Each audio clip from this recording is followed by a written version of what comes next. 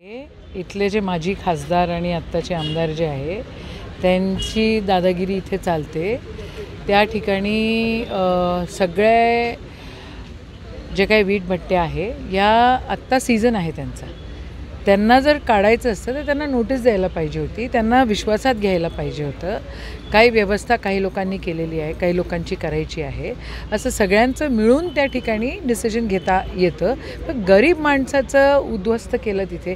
Medical कॉलेजच्या अखत्यारीत पण ते येत नाही, अखत्यारीत येत असलं तर आपण समजू शकतो की काय आहे, पण याच्यामध्ये षडयंत्र आहे। लँड ग्रॅबर्स जे म्हणतात, जमिनी हडप करायचा कार्यक्रम ज्या लोकांचा आहे त्यांचं याच्यामध्ये मोठं षडयंत्र आहे आणि गरिबाचं नुकसान ते करतायत। आम्ही प्रशासनाला भेटलो, समजावून सांगितलं।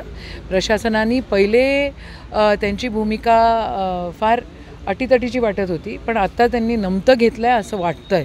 समजा या लोकांचं नुकसान करायचा प्रयत्न प्रशासनानं केला तर अख्खा अमरावती जिल्हा यांना प्रोटेक्ट करण्यासाठी रस्त्यावर उतरेल। 20 तारखेपर्यंत वीटभट्ट्या हटवा असं पर्यंत वीटभट्ट्या कशा काय हटणार आहेत?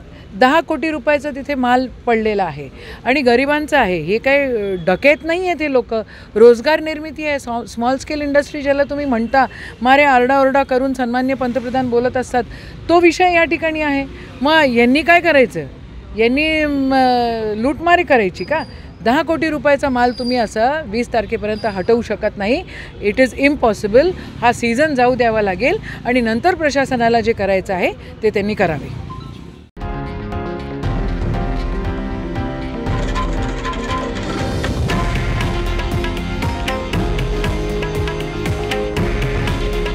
हे आहे देशातील नंबर 1 न्यूज नेटवर्क आणि आपण पाहत आहात TV9 मराठी।